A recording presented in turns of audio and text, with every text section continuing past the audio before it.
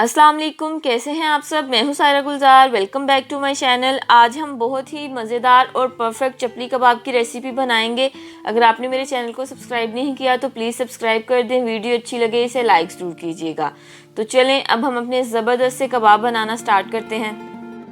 कबाब बनाने के लिए हमें आधा किलो कीमा चाहिए रेगुलर फैट के साथ। अब मैं इसमें डालूंगी 1 चम्मच भर के अदरक लहसुन का पेस्ट, साथ में 4-5 बारीक कटी हुई हरी मिर्चें डाल देंगे।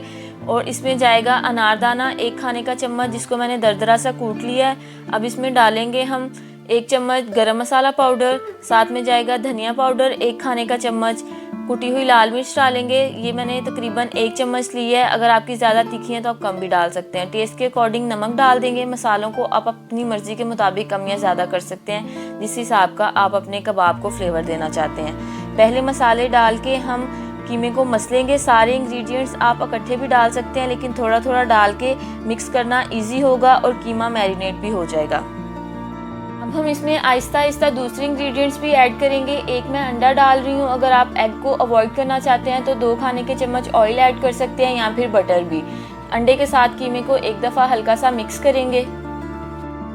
एग कबाब में बाइंडिंग का काम करेगा और जब हम इसमें आटा या बेसन शामिल करेंगे उसको भी बैलेंस करेगा। एग अच्छे से मिक्स हो गया। अब मैं इसमें डालूंगी 4 से 5 चम्मच मकई के आटे के। अगर आपके पास नहीं है तो आप इसकी जगह बेसन भी इस्तेमाल कर सकते हैं, लेकिन चपली कबाब में ट्रेडिशनली मकई का आटा शामिल किया जाता है। इससे बड़ा अच्छा सा फ्लेवर आता है। एक दफ़ा अच्छे से इसको मिक्स करेंगे। बहुत ज़्यादा आपने आटा या बेसन शामिल नहीं करना, इससे कबाब में कीमे का टेस्ट कम और इन दोनों चीज़ों का ज़्यादा आएगा। अब इसमें हम वेजिटेबल्स ऐड करेंगे। बारीक कटा हुआ हरा धनिया मैं ऐड कर रही हूँ। साथ में हम टमाटर डालेंगे, जिसके मैंने बीज निकाल लिए हैं और बिल्कुल छोटा छोटा काटा है। बीच में काफ़ी पानी होता है, इसलिए आपने वो निकाल के फिर शामिल करना है। एकदम दरमियाने साइज़ की चॉप की हुई प्याज डाल देंगे। सब्जियां आपने बिल्कुल बारीक बारीक काटनी है। एक दफ़ा कीमे को सब्जियों के साथ अच्छे से मिक्स करेंगे ताकि सारी चीज़ें वेल कंबाइन हो जाएं। चपली कबाब का जो मेन टिप है यही है कि आपने कीमे को बड़े अच्छे से मसलना है। जितनी ज़्यादा देर तक आप इसकी मिक्सिंग करेंगे उतने टेस्टी आपके कबाब बनेंगे। मसाला हमारा अच्छे से मिक्स हो गया है। अब हम इसके कबाब बनाना शुरू करते हैं। एक हम बड़ा सा गोला लेंगे और इसको हथेलियों पर फ्लैट कर लेंगे। आप इसको राउंड शेप भी दे सकते हैं या सिर्फ हाथों पे फैला के एक कबाब की शक्ल दे दें।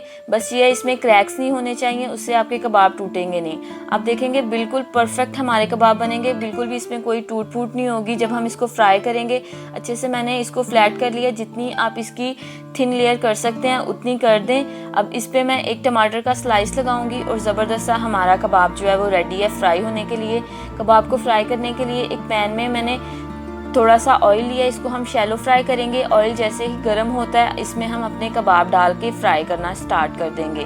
पैन में जितनी स्पेस है उतने कबाब शामिल करेंगे और इसको मीडियम फ्लेम पे हम 6 से 7 मिनट के लिए फ्राई करेंगे। दोनों साइड पे 3 से 4 मिनट में कबाब जो है वो इजीली कुक हो जाएगा।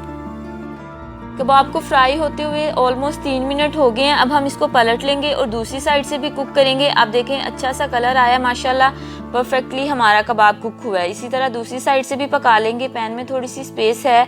अब मैं इसमें एक और कबाब ऐड कर दूंगी और उसको भी हम फ्राई कर लेंगे। मीडियम टू लो फ्लेम पे दोनों साइड से फ्राई करेंगे। बहुत इजी रेसिपी है, फ़ौरन से आप इसको बना सकते हैं। 20 से 25 मिनट लगेंगे और ज़बरदस्त से कबाब रेडी हो जाएंगे। मेहमान आए फ़ौरन से बनाएं और इन्जॉय करें। अब इनको हम अपने सर्विंग प्लेटर में निकाल लेते हैं। इस रेसिपी को ज़रूर ट्राई करें, मुझे फीडबैक दीजिएगा आपको ये रेसिपी कैसी लगी।